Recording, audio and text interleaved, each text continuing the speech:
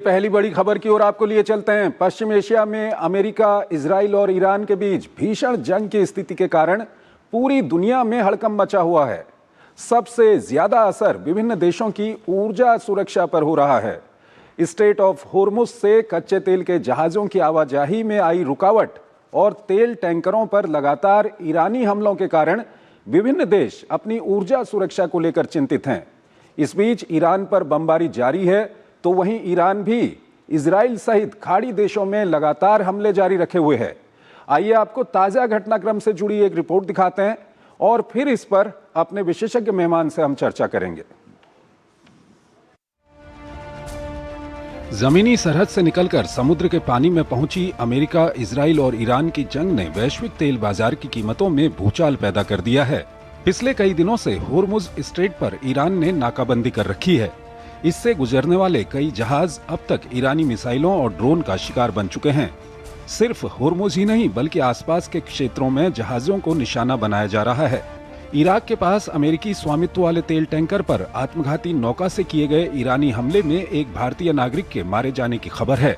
अमेरिकी स्वामित्व वाले और मार्शल आइलैंड ध्वज वाले तेल टैंकर सेफ सी विष्णु पर इराक के जल क्षेत्र के भीतर खोर अल जुबैर बंदरगाह के पास एक ईरानी आत्मघाती नौका ने हमला किया था। दो तेल टैंकरों पर हुए हमलों के बीच इराक में तेल टर्मिनलों पर परिचालन रोक दिया गया है। बुधवार से लेकर अब तक 6 ऑयल टैंकरों पर हमला किया गया है। इस बीच ब्रिटिश समुद्री व्यापार संचालन ने कहा है कि खाड़ी, होर्मुज और ओमान की खाड़ी में जहाजों पर हमलों की 16 घटनाएं दर्ज की गई हैं। UKMTO ने ये भी बताया कि संघर्ष के दौरान संदिग्ध गतिविधियों के 4 मामले भी दर्ज किए गए हैं। पश्चिम एशिया संकट के कारण कच्चे तेल की कीमत लगातार बढ़ रही है। अंतर्राष्ट्रीय बाजार में तेल की कीमत $101 प्रति बैरल से ऊपर पहुंच गई है। कल कच्चे तेल की कीमत $92 प्रति बैरल थी। ये बढ़ोतरी तब भी हो रही है जब इंटरनेशनल एनर्जी एजेंसी के 32 देशों ने मार्केट में 40 करोड़ बैरल तेल जारी करने की योजना बनाई है। लेकिन इससे बाजार की चिंताएं कम नहीं हुई हैं। वहीं मिसाइल, ड्रोन और हवाई हमलों के मोर्चे की बात करें तो इजराइल ने ईरान पर जमकर बम बरसाए हैं। IDF इन हमलों में ईरानी परमाणु कार्यक्रम के बुनियादी ढांचे को निशाना बनाने का दावा कर रहा है। उधर ईरान की सेना ने इजराइल के 2 एयरबेस और खुफिया एजेंसी के मुख्यालय पर ड्रोन हमला करने का दावा किया है। ईरान के सरकारी मीडिया के मुताबिक हमले पालमाचिम एयरबेस और ओडा एयरबेस पर किए गए। इनमें से एक एयरबेस याउने शहर के पास भूमध्य सागर के किनारे स्थित है। वहीं ईरान का अरब देशों में स्थित अमेरिकी ठिकानों पर हमला जारी है। कुवैत के अंतर्राष्ट्रीय हवाई अड्डे पर सुबह कई ड्रोन से हमले हुए। ईरान के हमले के बाद बहरीन अंतर्राष्ट्रीय हवाई अड्डे के पास तेल और ईंधन के टैंकों में आग लग गई। ओमान के सलालाह बंदरगाह पर कल हुए ईंधन भंडारण सुविधाओं पर हमले के बाद लगी आग को बुझाने के प्रयास जारी हैं। इस बीच भारत के विदेश मंत्रालय ने कहा है कि विदेश मंत्री S जयशंकर ने अपने ईरानी समकक्ष के साथ पिछले कुछ दिनों में 3 बार बातचीत की है। मंत्रालय ने कहा है कि सरकार ईरान में फंसे भारतीय नागरिकों की मदद कर रही है जो भारतीय, अजरबैजान और आर्मीनिया के रास्ते वापस भारत आना चाहते हैं। उन्हें वीजा दिलाने और जमीन के रास्ते सीमा पार कराने में भी सहायता दी जा रही है।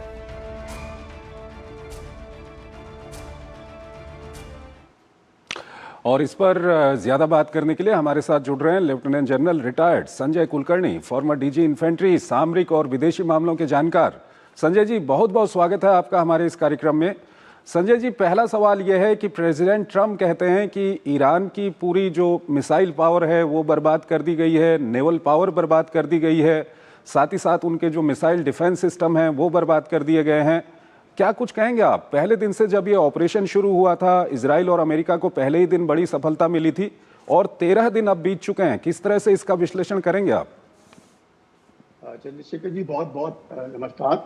इसमें कोई शक नहीं कि अमेरिका ने उनके टॉप लीडरशिप तकरीबन 40 से कमांडर तो पहले दिन ही, आयतुल्लाह खमेनी जी का देहांत भी पहले दिन ही हो गया था। उसके बाद जिस प्रकार से लगातार एयर सुप्रीमेसी को लेकर हो, एयर डिफेंस को लेकर के हो, उनको नेवी के लेकर के हो, उन्होंने काफी कुछ बर्बाद किया है और तेहरान में भी अमेरिका लगातार बर्बादी पे लगा हुआ है। लेकिन सवाल यह है जो उनका मिसाइल और ड्रोन है, जो एक बहुत जबरदस्त ताकत ईरान ने बहुत सालों से बना रखी थी, उसमें भी काफी कुछ मैं कहूंगा उन्होंने जिस प्रकार से इस्तेमाल किए कामिकाज़ ड्रोन को लेकर के तो ये दर्शाता है कि ईरान जरूर मैं कहूँगा कि कहीं ना कहीं उसको नुकसान हो रहा है, पर पलटवार करने में उसके में हम कह सकते हैं कि ईरान ने जबरदस्त एक सफलता प्राप्त कर रखी है। और जिस प्रकार से ईरान लगातार पलटवार करके खासकर खाड़ी के देशों में जो अमेरिकन बेसिस को छोड़ करके बाकी वहां पे नुकसान पहुंचाने की काबिलियत रख रहा है,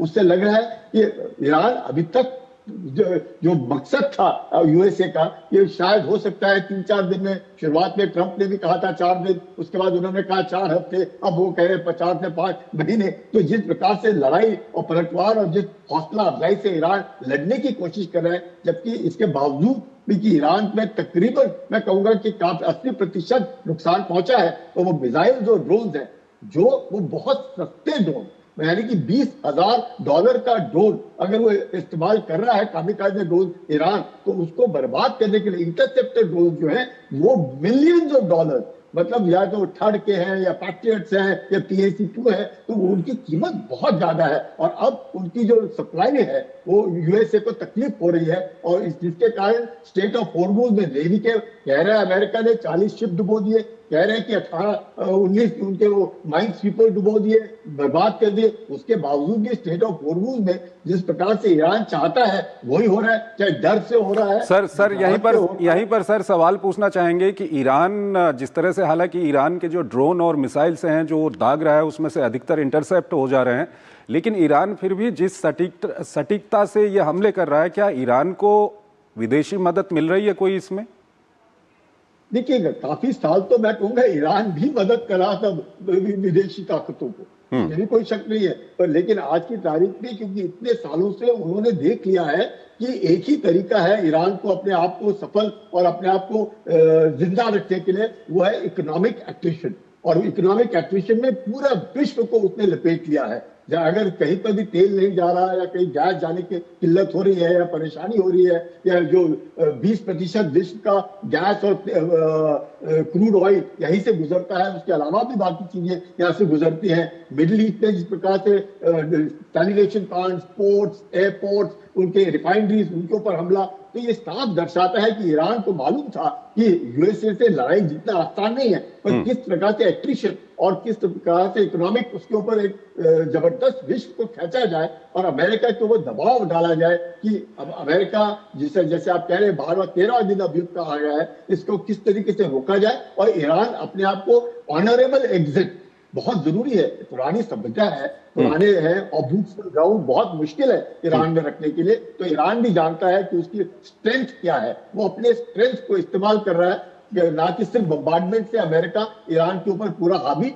नहीं हो सकता है। सर एक सवाल और है, क्या इजराइल को चिंता है कि कहीं अमेरिका वक्त से पहले ही इस युद्ध को खत्म ना कर दे?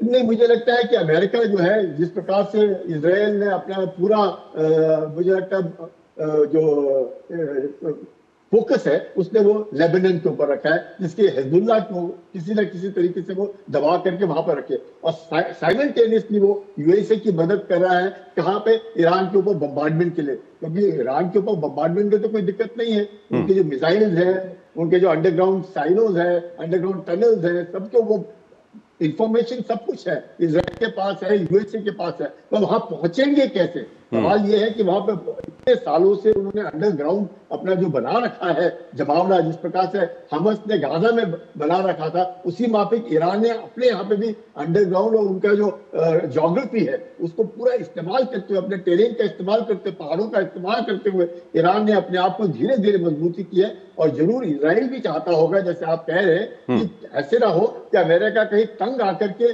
कहे कि हम तो जा रहे हैं, अब ये लड़ाई आप देखो। तो उससे अच्छा है कि लड़ाई जल्दी से जल्दी खत्म हो जाए या किसी न किसी प्रकार से सलाह की जाए। और वैसे भी हम अपने प्रधानमंत्री बार बार कहते हैं कि ये युग लड़ाई का नहीं है, ये युग बातचीत का है, और उस बातचीत के द्वारा, डिप्लोमेसी के द्वारा, डायलॉग के द्वारा अगर ये संभलता है और अपने भी फॉरेन मिनिस्टर बात कर रहे हैं ईरानियन फॉरेन मिनिस्टर के साथ, तो कहीं ना कहीं लगता है, हो सकता है हफ्ते भर हम लोगों को इंतजार करना पड़ेगा। मुझे उम्मीद है कि कहीं ना कहीं शांति बहाल होगी। ठीक है सर। सर हमारे साथ बने रहिएगा, एक और महत्वपूर्ण खबर है और कहीं ना कहीं इसी से जुड़ी हुई भी वो खबर है, उस पर अभी हम बातचीत करेंगे, लेकिन पहले एक छोटा सा ब्रेक लेते हैं यहाँ पर।